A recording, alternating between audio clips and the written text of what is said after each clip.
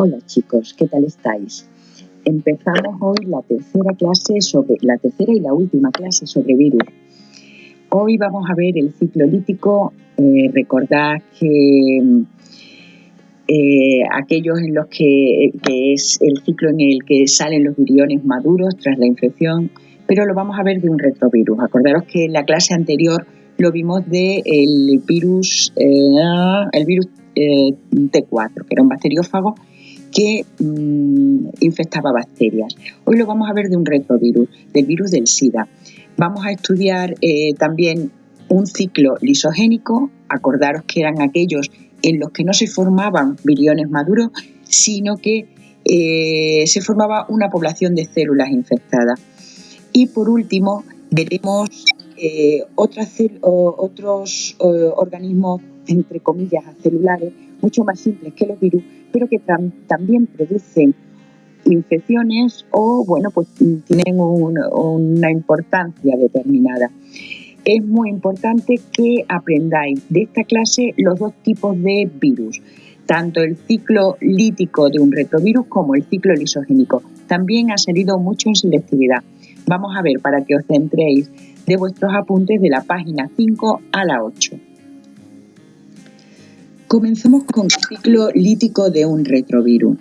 Como ejemplo, el virus del SIDA. Es un virus que afecta a los linfocitos, que ataca exclusivamente a los linfocitos T4. En realidad, ya lo veremos en el tema de la inmunología, son los linfocitos que organizan todo nuestro sistema inmunológico. Y cuando el virus del SIDA ataca quizás al más importante de todas las piezas de nuestro sistema inmunológico. Y las personas que mueren por SIDA mueren por enfermedades producidas por su falta de defensa inmunitaria. Este virus tiene una cápsida troncocónica, vamos a verlo por dentro. Tiene una cápsida troncocónica, que son esas bolitas que están en verdes ahí, por dentro de todo. Y en su interior hay dos cadenas de ARN. Además, como es ARN, muta mucho. Y este ARN es capaz, ya veréis, porque lleva también unas proteínas que son en esas bolitas de colores que están dentro. Tiene una cápsida troncocónica, como hemos dicho, tiene dos cadenas de ARN monocatenario y tiene una serie de proteínas que les va a servir para insertarse dentro del ADN de la célula que parasita, dentro de del ADN de nuestros linfocitos T4. Son la transcriptasa inversa, acordaros que es un virus de ARN y se va a meter dentro de los cromosomas del linfocito T4, tiene que transformarse a ADN y eso lo hace una enzima que es la transcriptasa inversa, y lleva también una enzima denominada integrasa que es capaz de cortar el ADN y meter dentro de ese corte las moléculas de ADN procedentes del virus. Y por último tiene una envuelta, es un virus envuelto, un virus que se lleva parte de la membrana de la célula que parasita, pero a la que le pone también llaves para entrar en ella. Son las proteínas víricas características del virus del SIDA, GP41 y GP120, que son las llaves que tiene el virus para entrar.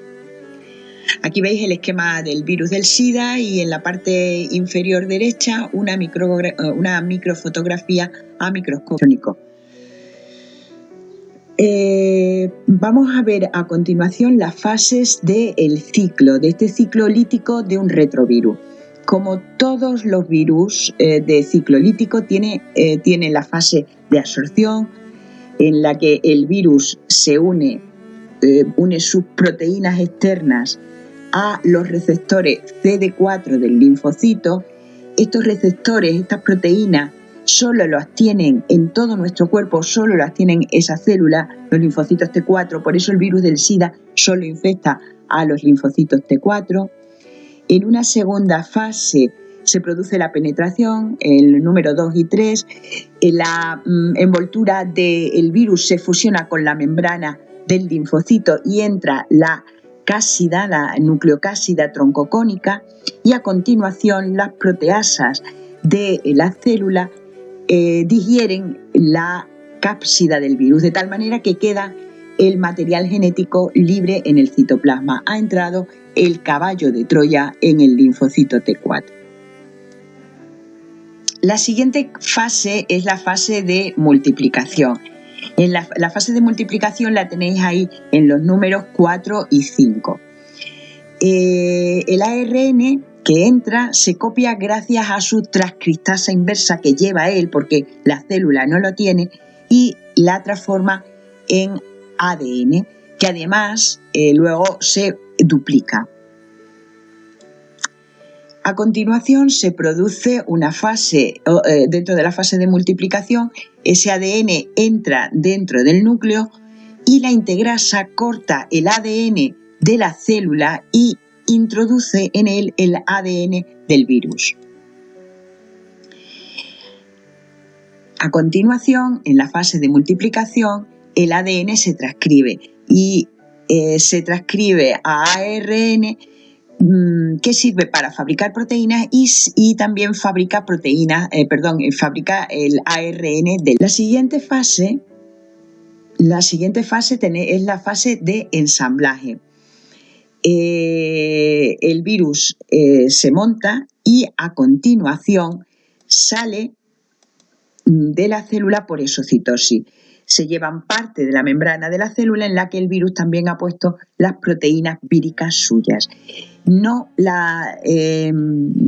virus no mata a la célula como pasaba en el ciclo lítico, sino que van saliendo poco a poco virus del SIDA.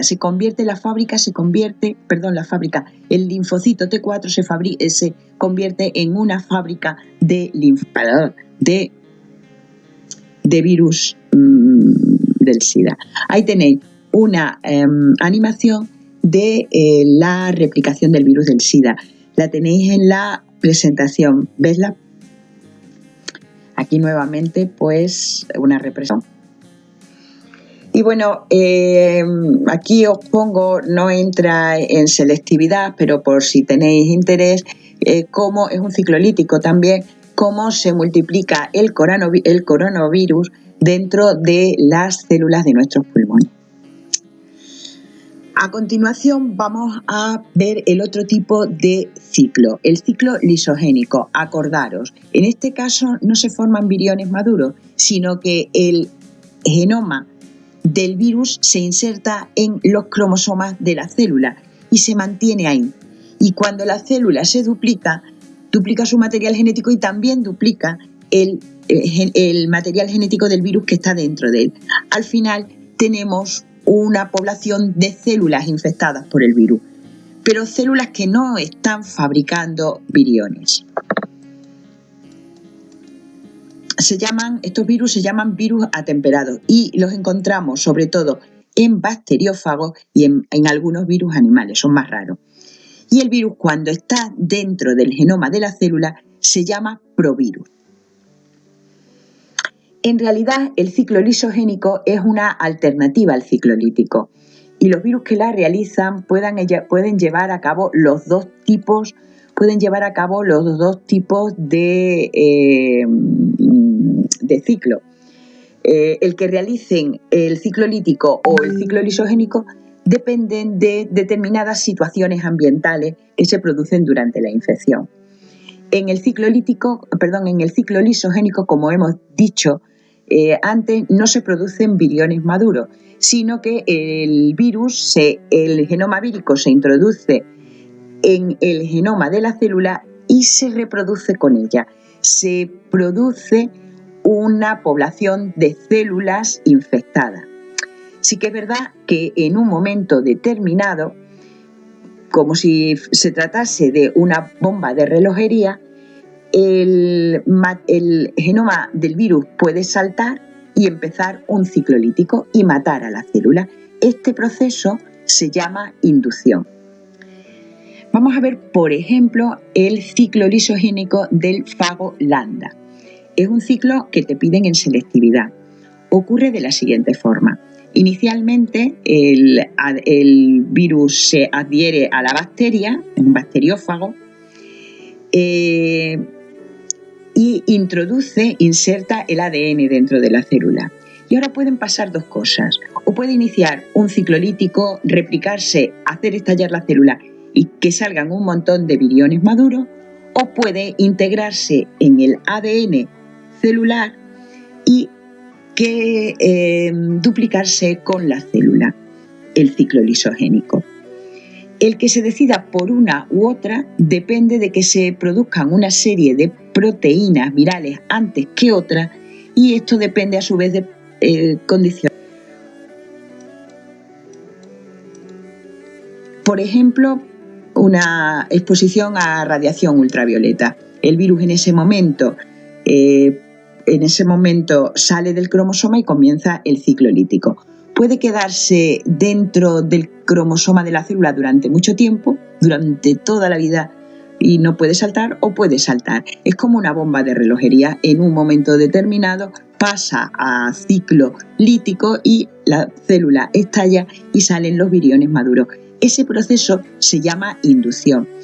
Y curiosamente, a veces es positivo este tipo de virus para las bacterias, porque a veces cuando salen del genoma de la bacteria llevan genes de la bacteria con ellos.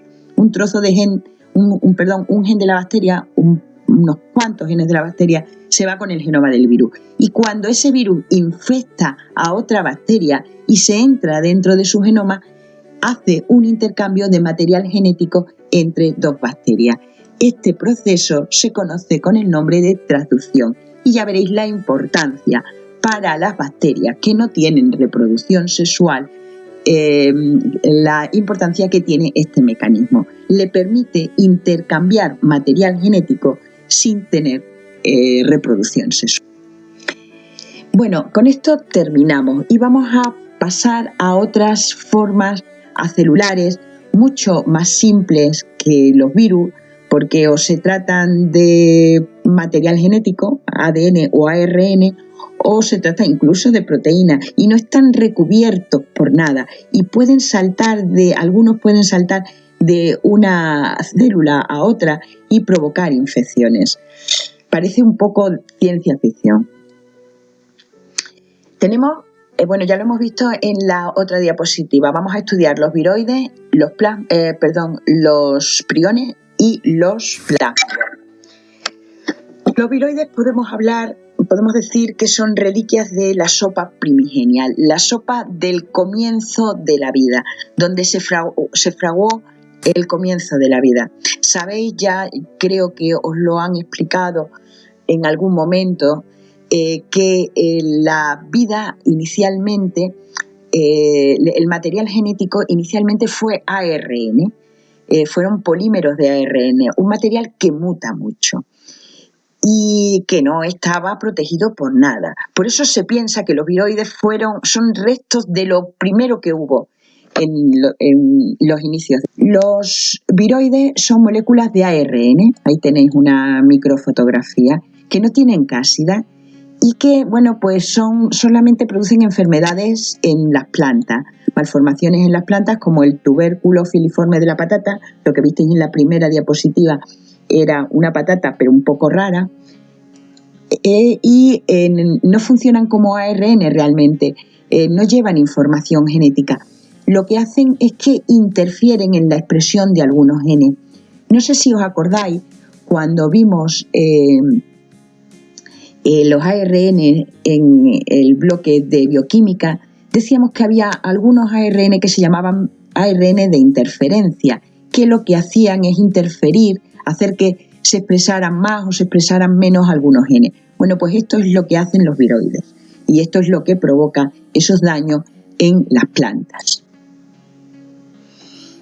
Vamos a continuación a otro ejemplo de estructuras acelulares infecciosas, los priones. Son responsables de la enfermedad de las vacas locas. Hace unos años fue bastante famosa y preocupante, afectó sobre todo a Inglaterra, que produce una demencia en vacas que se pueden transmitir por la alimentación en humanos. Los priones son agentes infecciosos, pero muy simples. No llevan información genética, es que son solamente proteínas. Como unas proteínas pueden provocar. A la derecha tenéis un cerebro de humano con la enfermedad de Creuset-Jakob, el mal de las vacas locas, y a la izquierda un normal. Y aquí tenéis el aspecto al microscopio de un cerebro enfermo. Esta enfermedad se llama también encefalopatía espongiforme bovina, porque parece una esponja.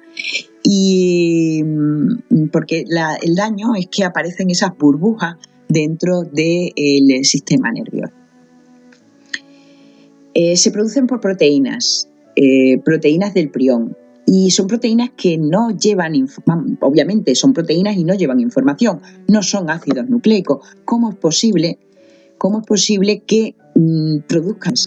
Bueno, pues estas proteínas son responsables de proteínas como la encefalopatía espongiforme bovina, que se da en las vacas, pero proviene de la alimentación con restos de ovejas que tienen la enfermedad, o la enfermedad del Kuru, que se da en algunas tribus de Guinea, de Papúa Nueva Guinea, donde hay todavía hábitos de canibalismo, se comen el cerebro de sus muertos.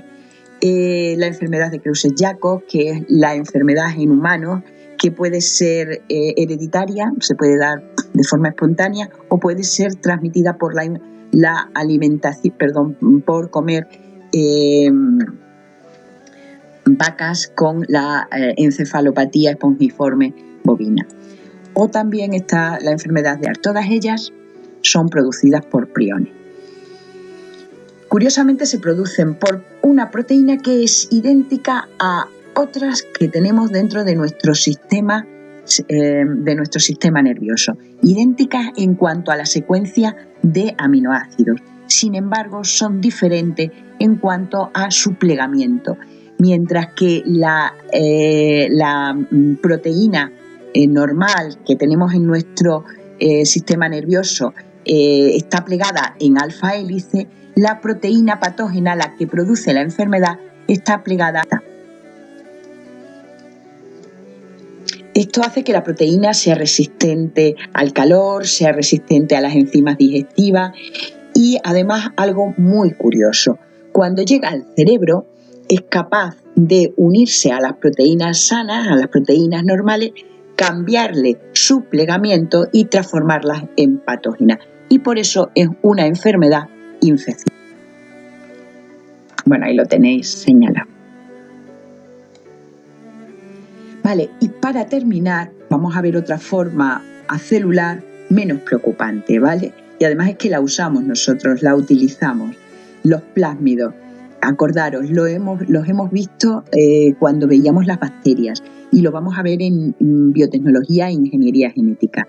Son moléculas de ADN circular bicatenario muy pequeño que se encuentran en muchas bacterias, que están fuera del cromosoma, que se llaman por lo tanto extracromosómicos, que carecen de envuelta y que no tienen fase extracelular. Si se los quitamos a las bacterias no le pasa nada, pero sin embargo evolutivamente les transfieren una ventaja, porque llevan información, por ejemplo, para fabricar antibióticos, para intercambiar material genético entre las bacterias, pueden insertarse dentro del cromosoma y saltar, y pueden incluso transmitir, ya os digo, información genética entre las bacterias. Realmente son endosimbiontes, es decir, son elementos que viven dentro de la bacteria y les dan una ventaja. De igual manera, la bacteria los protege del exterior.